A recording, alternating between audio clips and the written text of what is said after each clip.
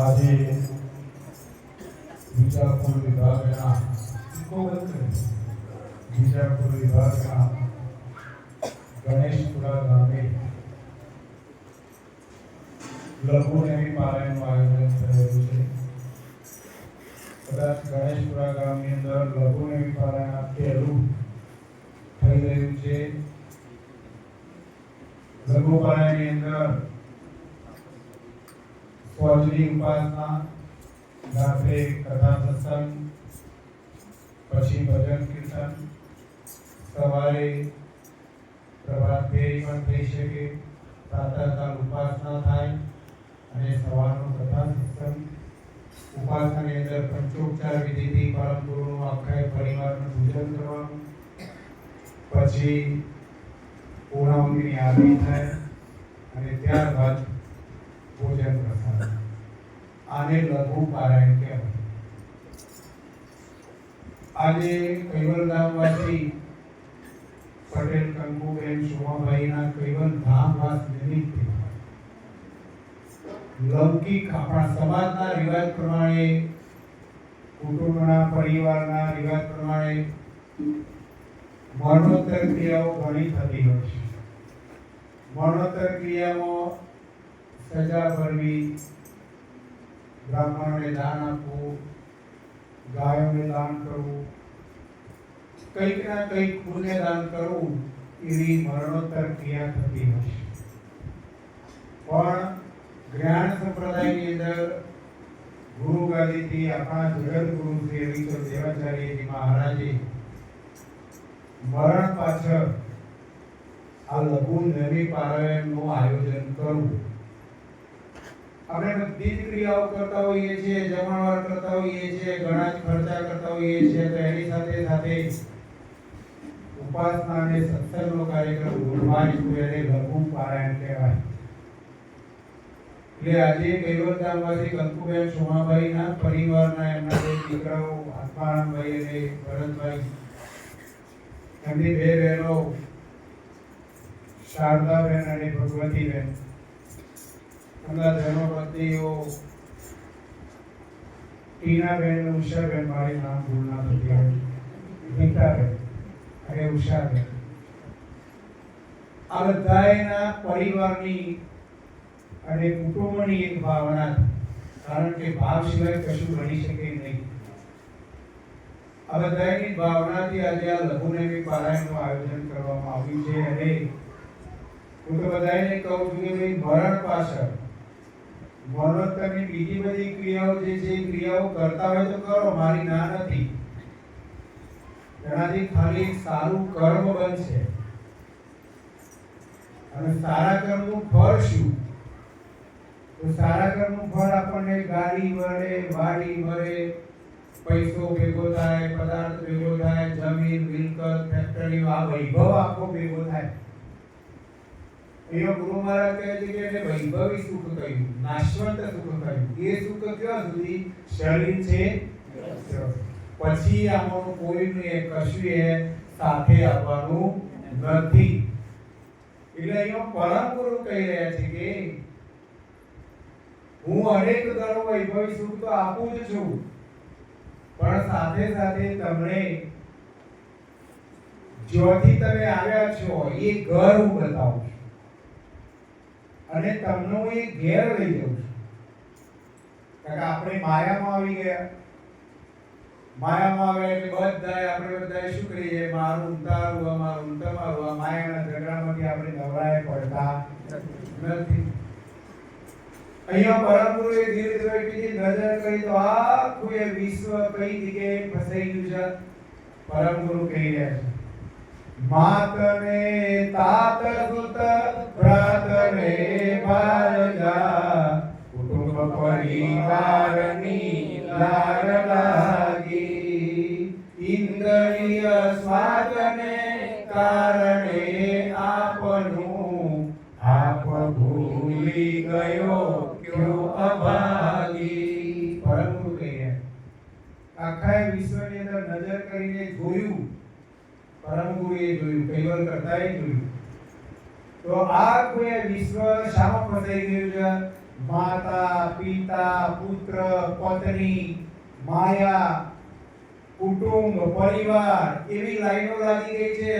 એમાં મારું તારું, અમારું તમારું, મારા આટલો છોકરો, તારા આટલો છોકરો, મારા આટલો ઘર, તારા આટલો ઘર, બસ કુટુંબ પરિવારની લાલ લાગી ગઈ છે, લાઈનો લાગી ગઈ છે.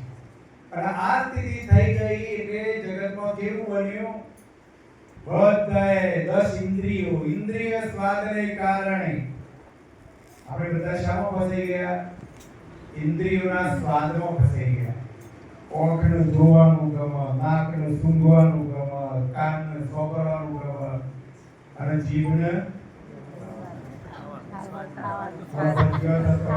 પાણી પી લાગી ગયો તો જીભ લબ કરે છે અને નાક પહોંચ્યો તો તરત જ પહોંચી જાય, સુગંધ આવી જાય.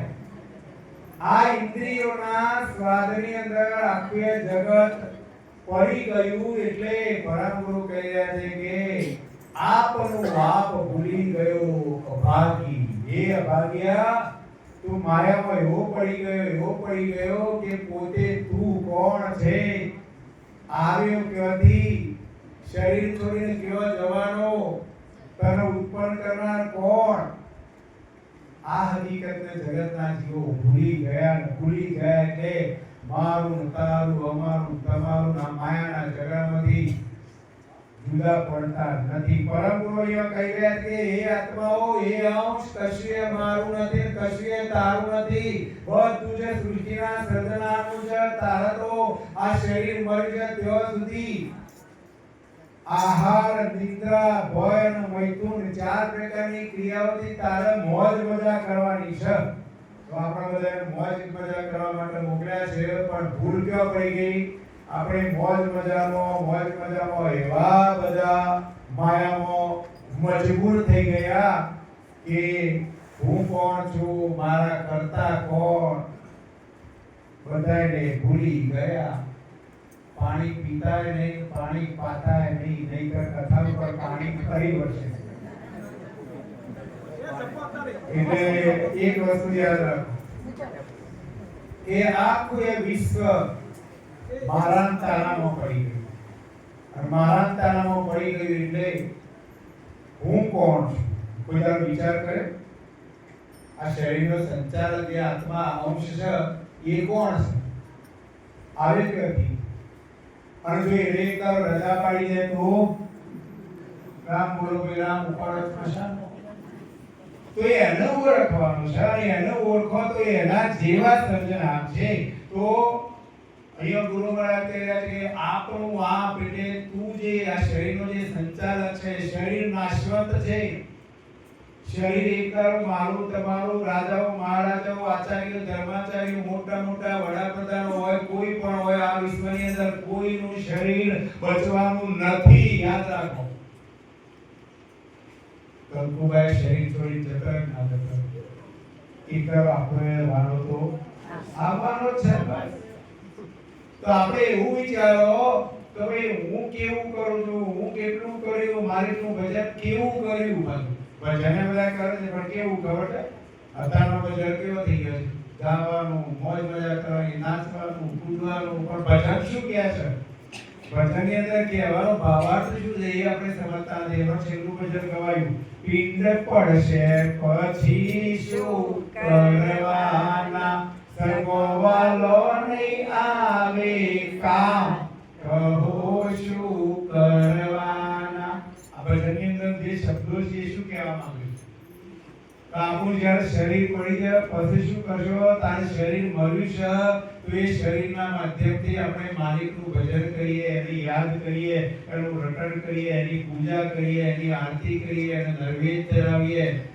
અને તન મન અને ધન અર્પણ કરીએ પણ જ્યારે ધન અર્પણ કરવાનું આવે ને હમણાં આરતી આવશે ને તો ભાઈથી 10 નાખશે તો એમાંથી 8 તો પાછા લઈ લેશે તો આ સ્થિતિનો આપણું નિર્માણ છે બધાને આ સ્થિતિ થઈ ગઈ છે એના પાછળનું કારણ શું કે આપણે ધન પ્રત્યે બહુ ભાવ છે એટલે ધન પણ છોડવું પડશે માલિકને અર્પણ કરવું પડશે છૂટકો જ નથી તો મરણ પાછળની જે આ બધી ક્રિયાઓ છે ક્રિયાઓની પાછળ જો આવું લઘુપારાયણ કરવામાં આવે તો લઘુપારાયણની અંદર તમને સત્સંગ શોધવા મળે સત્સંગના માધ્યમથી આપણને જ્ઞાન થાય સમજ પ્રાપ્ત થાય અને સમજ પ્રાપ્ત થશે તો માલિકનું ભજન કરવાનો રસ્તો જશે એના પ્રત્યે ભાવ પેદા થશે જો ભૂલ પડતી હોય તો એનું નિરાકરણ થશે મનમાં આપણને કોઈ પ્રશ્ન થતો હોય તો એનો જવાબ મળશે આ બધું સત્સંગના માધ્યમથી પ્રાપ્ત થાય અને એ બધું આપણે મેળવવાનું છે અને એ મેળવવા માટે આ માનવ ઘાટ મળ્યો એટલે સમજવાનું છે બસ એટલે મરણ પાછળ તો હું બધાને કહું છું ના જે હવે શરીર છોડવાની જેની તૈયારીઓ છે જેની ઉંમર થઈ ગઈ છે બસ હવે મેં તો જતા રહેવાના છે હું તો ચોક્કસ કહું છું કે તમારા દીકરાઓનું કહેતો જો ભાઈ બીજું કોઈ ના કરતો કોઈ નહીં પણ મારું શરીર પડી જાય પછી 12મા 13માનું પેલા લઘુપારાયણ કરવા આવ્યા હતા એમને લઘુપારાયણ કરવા તો બોલાવજે આવો સત્સંગ કરાવજે આવું કહેતો જો પાછો કઈ જવો તો કરાવશે નકર નહીં કરાવે તો એ કંઈક સારું થશે કશું ના થાય તો સારું કર્મ તો બનવાનું છે સારું કર્મ બનશે તો પાછળના કોઈ વસ્તુ જે જતા રહ્યા અને ગયા એટલે પતી ગયા જેટલાથી આ અંશ આ શરીરને જોડે છે એટલે તરત જ માલિક એને જો કર્મ કર્યો એ કર્મ પ્રમાણેની ગોઠવણી કરી જ દેતા હોય છે પણ એના પાછળ જે ક્રિયાઓ જે કરે પરિવારના સભ્યો જે ક્રિયા કરે એનું ફળ એમને જ મળે જે જતા રહે એમ ના મળે એ તો જીવતા જીવ એમને જીવન પર્વ કર્યું હોય જીવતા જીવ ગામ જમાડ્યું હોય ને એમને જે કર્યું હોય એ જ એમની સાથે આવે એટલે આપણું જ્યારે શરીર છૂટે પછી કશું જ નહીં આ શરીરે નહીં કશું જ નહીં આ શરીરે જે જે તત્વોમાંથી બન્યું છે એ તત્વોની અંદર એ શરીર પડી જાય છે એટલે આપણે બધા એને આવું સમજવાનું છે પણ આપણે બધા શું કરીએ છીએ ડરીએ છીએ શાનાથી ડરીએ છીએ લોકો શું કહે છે કુટુંબને શું કહે છે સમાજ શું કહે છે પણ આપણે એ નથી વિચારતા કે મહાપુરુષો આપણને શું કહી રહ્યા છે ગુરુ આપણને શું કહી રહ્યા છે એનો વિચાર કરો સમાજથી કુટુંબથી પરિવારથી કોઈનાથી ડર નહીં રાખવાનો માત્ર એક માલિકનો ડર હોવો જોઈએ બસ કારણ કે આપણને ઉત્પન્ન કરનારી માલિક સર્જનાર જે અહીંયા માતા પિતા પુત્ર પત્ની પરિવાર એ જે કઈ છે એ તો આપણું શરીર છે ત્યાં સુધી આપણા ઋણાનુબંધે આપણે એકબીજાને મળ્યા છીએ આપણા પૂર્વના ભાગ્યના કારણે એકબીજાનો સંબંધ બંધાયો છે પણ શરીર જોડ્યા પછી આપણે માત્ર ને માત્ર સૃષ્ટિના સર્જનારો એક અંશ છે એક આત્મા છે એક સર્જનારો ભાગ છે એટલે આપણા બધાને અંશ ભાવથી આત્મભાવથી સર્જનાનું ભજન કરવાનું છે. બેહોશી ભાવ નહીં, શરીરનો ભાવ નહીં. આપણા બધાને શરીરનો ભાવ છે, પણ શરીરનો જે સંચાલક છે એનો કોઈ દાડો ના વિચાર કર્યો, એના પ્રત્યે ભાવ ના જાગ્યો. અને એનું પ્રમાણ તમને આપી દઉં. હાલ કદાચ અહીંયા બેઠા છો, કદાચ કોઈને છાતીમાં દુખાવો ઉભેલો, તરત કહેશે દવાખાના દોડો, ડોક્ટર કહેશે કે બાયપાસ કરવી પડશે, 3 લાખ ખર્ચો કરવો પડશે, તો ફટાફટ ના માટે તૈયારી. આને દેહોશની ભાવ કરો. આ શરીરનો દેહોશની એટલે દેહોશ, દેહ એટલે શરીર, દેહનો ભાવ. અહીંયા ગુરુ મહારાજ કહી રહ્યા છે કે દેહોશની ભાવ હોવો જોઈએ. માયામાં છીએ, શરીર તંદુરસ્ત હોવું જોઈએ. તો તંદુરસ્ત શરીર રાખવા માટે ખોરાક કમ્પ્લીટ હોવો જોઈએ. પણ અત્યારે ખોરાકમાં કેવું થઈ ગયું છે? બહારનું ખાવાનું અને સંડાસ ઘેર કરવાનું. પહેલા સમય કેવો હતો? ઘરનું ખાવાનું અને સંડાસ જંગલમાં કરવાનું. અત્યારે બધું ઊંધું થઈ ગયું. વિચારો બધું બહુ જ વિચારવા જેવું છે. એમાં ગુરુ મહારાજના શબ્દ બહુ જ વિચારવા જેવા, સમજવાનું છે. બસ બહારનું ખાશો નહીં. બધી જ વસ્તુઓની અંદર મિક્સિંગ થાય છે, દરેક વસ્તુની અંદર કેમિકલ વપરાય છે. અહીંયા ગુરુ મહારાજ કહે છે કે ઓખને ગમે અને જીભને ગમે પહેલું પસંદ કરીએ છીએ, પણ ઓખ અને જીભને ગમે એના કરતા શરીરને શું ગમે છે? પીઠની હોજરીને શું ગમે છે? કેવી ચીજ અંદર નાખીએ તો આ શરીરની અંદર એક પાચન થાય. એટલે જીવનો કે ઓખનો વિચાર ના કરતા સમજવાનું છે. બસ હમણાં એક લેખ આવ્યો તો તે માત્ર 7 વર્ષની એક દીકરીને એટેક આવ્યો. અને એ દીકરીને એટેક આવવાનું કારણ બીજું કોઈ જ નહીં, માત્ર કેમિકલ વાળો જે પડીકો જે તૈયાર આવે છે, પડીકો. એ 7 વર્ષની થઈ ત્યાં સુધી ઘરનો ખોરાક ખાધો નહીં, માત્ર પડીકો જ ખાધો. અને માતા પિતાને એમ જ આવી ગયું આ બધું બની આપવું, ના કરવું, ના કરવી, ના કરવો, તૈયાર પડીકો ખવડાવો. 7 વર્ષની દીકરીને એટેક આવ્યો. ગુજરાતની અંદર 25% 20 થી 30 વર્ષની ઉંમરના યુવાનો અને યુવાન બહેનોને એટેક આવવા લાગ્યો. 25% લોકો. એટલે સમજણના ઘરમાં આવો. ગુરુજીની દરરોજ લાઈવ કથા આવે 8:30 થી 9:30. એની અંદર અડધો કલાક આપણા શરીર વિશે કહે છે, કઈ રીતના જીવવું, કઈ રીતના ખાવું, કયું ખાવું, કયો ખોરાક ખાવો.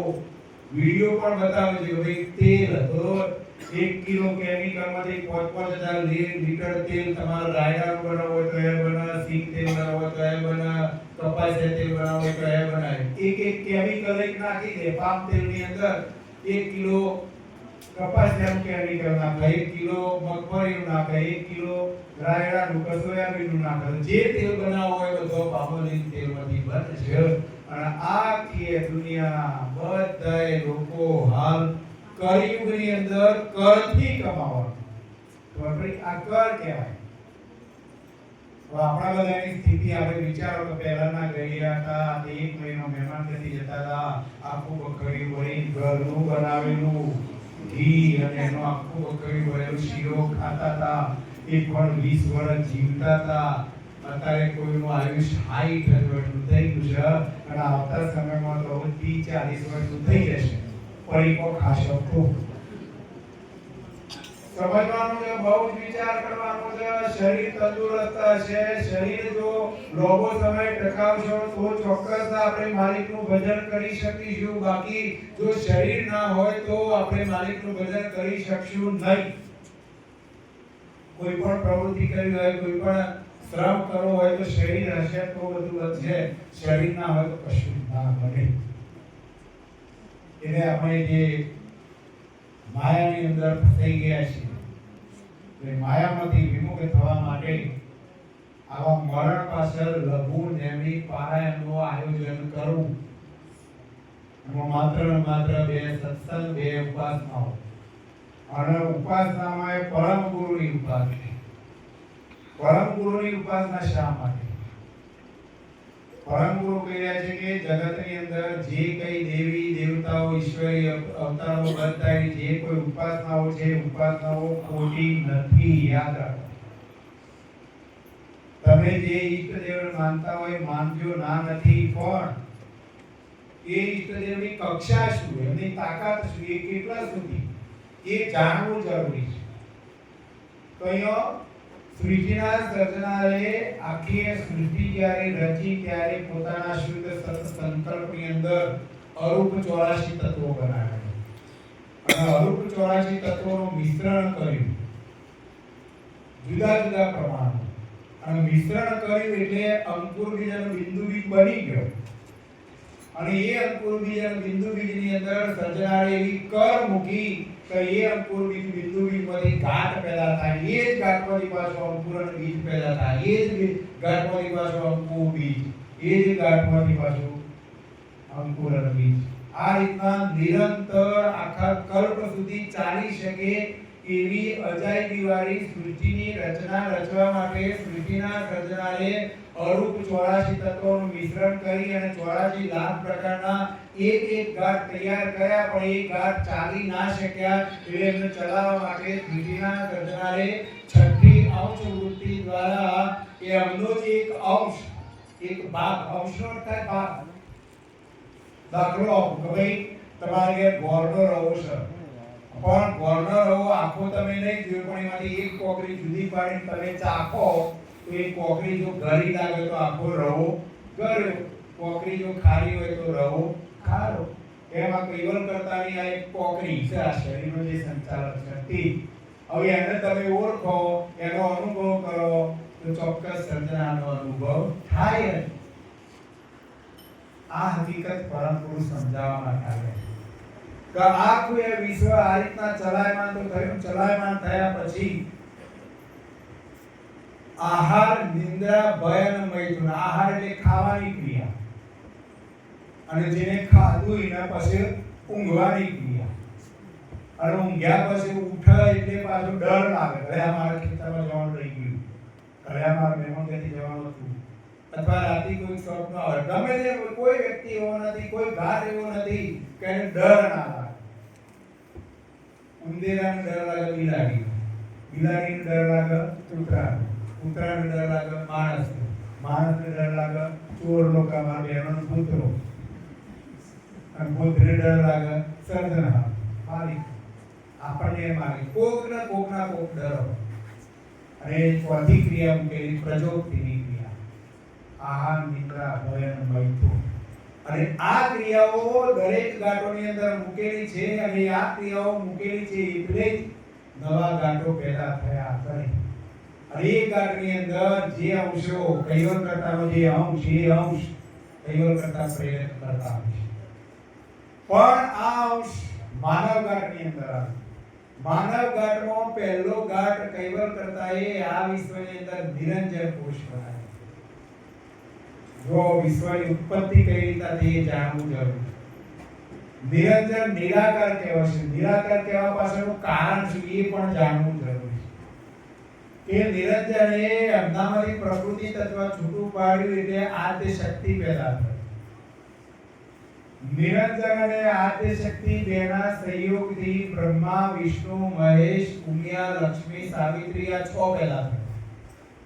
ધ્યાન રાખજો, કથા સાંભળજો, નહીંતર સૃષ્ટિ કઈ રીતના ઉત્પન્ન થઈ એ ખબર ના પડે. ઘેર કોઈ ના જતા રહેતા, ઘેર ખાટલો પાથરવાનું રહી ગયું છે, ઘેર તારું આપવાનું રહી ગયું છે, પેલાના પાણી વાળા જવાનું છે, હું તો વય આવી ગઈ. આ બધા જો મનમાં આવા વિચારો છે ને, મન જો ત્યાં ઘેર જતું રહેશે તો કથા સમજાશે નહીં. યાદ રાખો, વધારે સમય નહીં લઉં, પણ જેટલો સમય લઉં, જેટલા શબ્દો કહું એને ધ્યાનથી સાંભળવાનો પ્રયત્ન કરો, ને જો સાંભળ્યા હોય તો એને આચરણમાં મૂકી દો. જે ક્રિયા કરતો હોય એમાં પરિવર્તન લાવી જ દો, છૂટકો જ નથી. પણ આપણે બધાની ટેવ પડી ગઈ છે, અમે બધા કઈ થાક્યો પણ ઉપાસનામાં ભજનમાં કોઈ આવતું જ નથી. બધાના મનમાં આ સ્થિતિનું નિર્માણ છે, પણ ના એવો વિચારશો નહીં. મારે તો જવું છે, કોઈ ના આવે પણ મારે તો જવું છે, એવો બધા વિચાર કરો તો કોઈ ઘેર રહે.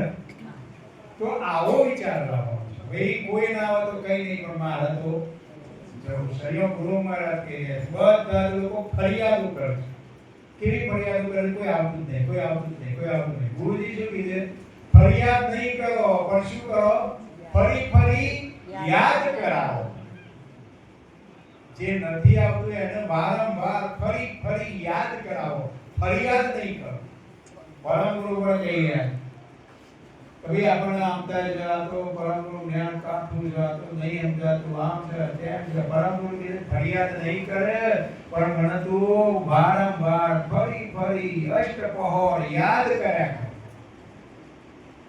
અને વાતે સાચી છે તો આપણે પરમ ગુરુ યાદ કરશું તો પરમ ગુરુ તમારા હૃદયમાં બિરાજમાન થઈ જશે અને પરમ ગુરુ જેના હૃદયમાં બિરાજમાન થયા એનો બેડો પાર કેમ બેડો પાર એનું પાછું કારણ શું છે એ પણ હું સમજાવું છું અહીંયા આગળ શું થયું માનવજાતનો પસારો કરવા માટે આદ્યશક્તિ નિરંજન બેના સહયોગથી બ્રહ્મા વિષ્ણુ મહેશ ઉમિયા લક્ષ્મી સાવિત્રી આ 6 પેદા થયો સાવિત્રી લક્ષ્મી ઉમિયા નો જોડકો કેવો છે આપણને બધાને ખબર છે પણ આ 6 પેદા થયો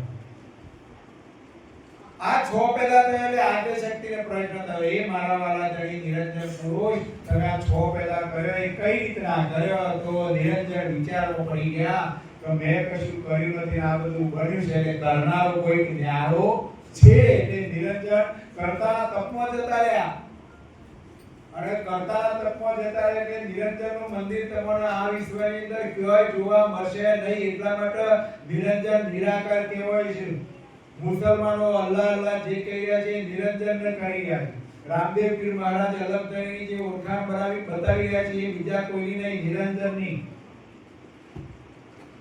કૃષ્ણ ભગવાન ગીતાની અંદર સાકાર સ્વરૂપ અને નિરાકાર સ્વરૂપ બે બતાવ્યો તો સાકાર સ્વરૂપે કૃષ્ણ ભગવાન કયા તો જે વસુદેવ દેવકીના તેઓ જન્મ લીધો વિષ્ણુના અવતારે સાકાર સ્વરૂપે અને નિરાકાર સ્વરૂપે કૃષ્ણ ભગવાન કોણ તો મુંદ્રાચલ પર્વત જ્યારે ડગ્યો સમુદ્ર મંથન કરવાનું હતું દેવો દાનવો સામ સામે પર્વતને ખેંચવા લાગ્યા સાપના નેત્રો બનાવ્યો પણ ઉપર કશું વધ્યું નતું એટલે પર્વત ડગવા લાગ્યો એટલે નિરંજને આ જોયું એટલે નિરંજન ઘનશ્યામ સ્વરૂપ કૃષ્ણનું સ્વરૂપ ધારણ કરી અને મુંદ્રાચલ પર્વતને સ્થિર કર્યો સૂક્ષ્મ દેહ નિરાકાર સ્વરૂપે એટલે એ ઘનશ્યામ સ્વરૂપ કૃષ્ણ ભગવાન એનું નિરાકાર સ્વરૂપ બીજું કોઈ નહીં પણ નિરંજન પુરુષ પણ જગતના જીવોને આ હકીકતની ખબર નથી પરમ ગુરુએ 5મા વેદની અંદર બતાવ્યું હવે થયું શું કે નિરંજનતા કરતા તપમાં ગયા અહીંયા બ્રહ્માને સર્જનારે કામ સોંપેલું છે કે